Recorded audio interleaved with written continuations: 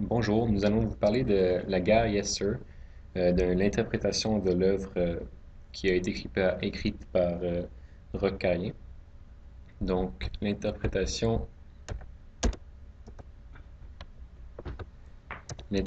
désolé. Donc, l'interprétation de l'œuvre. L'auteur montre la situation entre les Canadiens français et anglais vers le milieu du 20e siècle. Les Canadiens français ne sentent pas qu'ils appartiennent au reste du Canada. Ils se sentent exclus et croient qu'ils n'ont aucune similitude avec les Canadiens anglais. Ils pensent que ce n'est pas leur guerre, mais plutôt celle des Anglais. C'est pourquoi ils ne sont pas d'accord avec la construction. Donc, pour la religion, on a un extrait page 48. Donc, elle doit prier son bon Dieu, le bon Dieu des Anglais, pensée intime. Mais il n'y a pas de place pour deux bons dieux. Le bon Dieu des Anglais et celui des Canadiens français ne doit pas être le même. Ce ne serait pas possible. Eux, les Anglais protestants, sont damnés, alors il ne peut pas y avoir un bon Dieu pour les damnés de l'enfer. Elle ne prie pas, elle fait semblant de prier. Elle fait seulement semblant de prier. Donc, selon les Français, les Anglais n'ont pas le droit d'aller au ciel, ils sont damnés. Ils croient que ces derniers ont de mauvaises croyances et les excluent pour cette raison. Quoique la religion est très présente dans le roman, elle est ridiculisée dans la plupart des occasions. Les Canadiens français affirment qu'ils n'ont réellement rien en commun avec les Anglais, même sur le point de vue de la religion.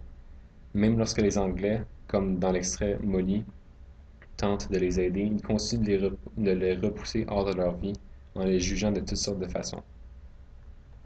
Ensuite, pour la guerre, ici c'est un extrait de Joseph. Donc, qu'ils viennent me prendre maintenant pour faire leur crise de guerre. Je leur couperai le zizouis, s'ils en ont un. Je le leur couperai comme j'ai coupé ma main. Je ne ferai pas leur maudite guerre. Donc, on peut voir dans cet extrait que les Canadiens français n'ont vraiment pas envie d'aller à la guerre. Joseph se coupe la main juste pour avoir une excuse de ne pas aller à la guerre. Donc, les Canadiens français ne s'associent vraiment pas aux Anglais. Euh, la preuve, c'est qu'ils vont même jusqu'à se couper la main juste pour, sans- juste pour pas aller à la guerre. Donc, la relation entre les Canadiens anglais et français. Donc, on a un extrait pour les Anglais et un extrait pour les Français. Donc, pour les Anglais, quelle sorte d'animaux étaient donc ces French Canadiens? Ils avaient des maillots de pourceau dans la porcherie. D'ailleurs, à bien les observer, à les regarder objectivement, les French Canadiens ressemblaient à des porceaux. Les Anglais, longs et maigres, examinaient le double menton des French Canadiens, leur ventre gonflé, les seins des femmes gros flasques. Ils scrutaient les yeux des French Canadians flottant inertes dans la graisse blanche de leur visage. Ils étaient de vrais porcs.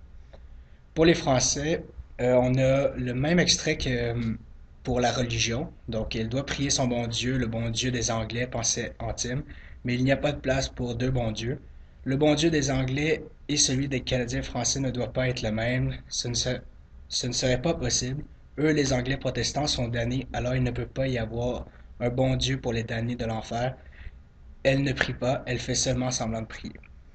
Donc, la relation entre les Canadiens français et les Anglais est très mauvaise. Ils saillissent mutuellement pour des raisons différentes, mais sans avoir de véritables arguments.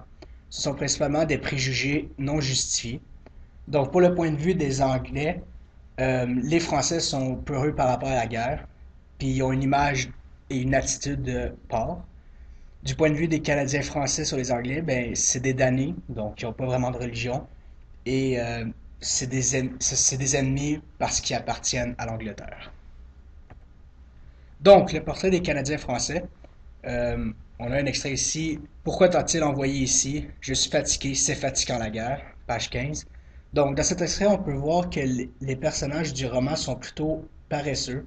Ils préfèrent abandonner la guerre pour retourner auprès de leur femme au lieu de la finir et revenir vainqueurs. Il y a aussi une forte opposition entre les générations, l'importance de la religion, la- et ils ont une fermeture d'esprit. Pas de place pour la différence, donc pour les Anglais ou pour d'autres nations. Les deux images illustrées dans l'écran sont des œuvres de Cornelius Krivoff, désolé pour le nom de famille, un peintre canadien du 19e siècle. Ces œuvres sont principalement des œuvres qui représentent les Canadiens français dans leur état naturel, quoique ceux-ci sont souvent caricaturés. On peut les voir s'amuser, faire la fête et boire dans la plupart des œuvres. Celles-ci étaient destinées principalement aux Canadiens anglais parce qu'ils semblaient apprécier la caricature des Canadiens français. Donc, pour la violence, on a l'extrait suivant. Voir tant de beau sang rouge et une figure si bien estropiée, moi, me donne des remords de n'être pas allé à la guerre. Arthur me donne envie d'aller à la guerre. Il me semble qu'avoir à ses pieds un Allemand qui perd tout son sang de maudits Allemands, cela doit satisfaire un homme. Donc, dans cet extrait, Arsène avoue qu'il aimerait aller à la guerre simplement pour se battre. Il aime la violence, mais il préfère ne pas aller à la guerre parce qu'ils savent que la guerre n'était que du suicide pour eux. L'auteur inclut beaucoup de violences gratuites dans l'histoire, puisque les Canadiens français semblent bien l'aimer. L'auteur croit que la violence représente bien les Canadiens français puisqu'elle est présente lors de l'éducation des enfants et lors d'humiliation.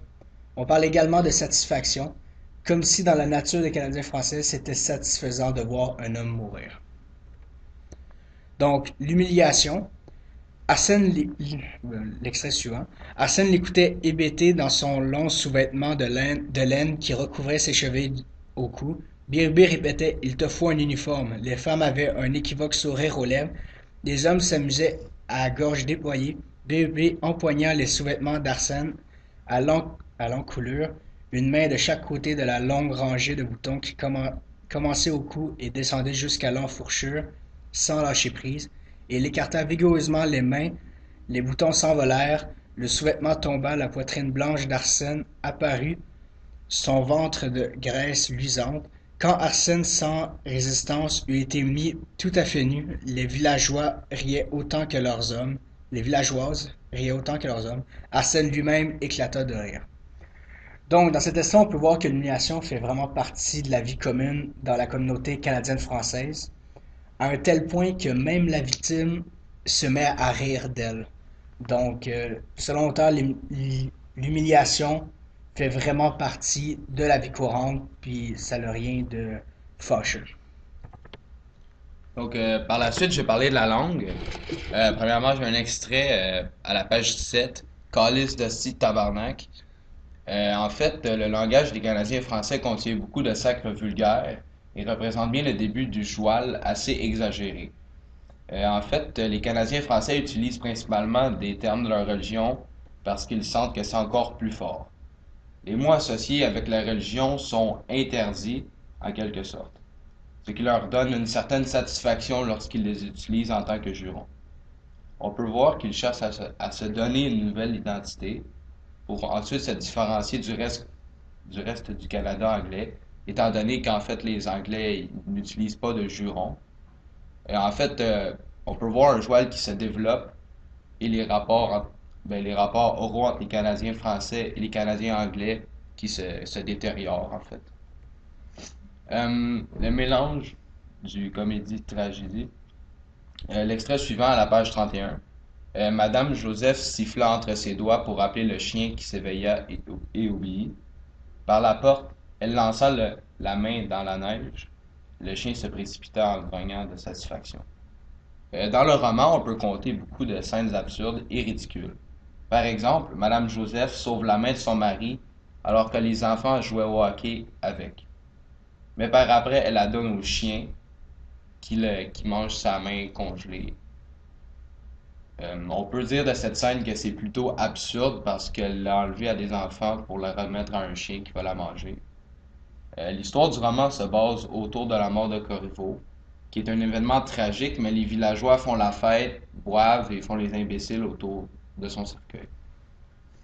Donc, en conclusion, je dois dire que ce conte critique la réalité des Canadiens français et des Canadiens anglais durant la Révolution tranquille. Le point de vue de l'auteur n'est pas objectif. Au contraire, il caricaturise la société, le mode de vie des Canadiens français qui semblent des gros buveurs, des paresseux imbéciles, des gens fermés psychologiquement, des gens religieux qui utilisent la violence et l'humiliation constamment, qui parlent le joual, et en même temps qui font une symbiose de comique et de tragique.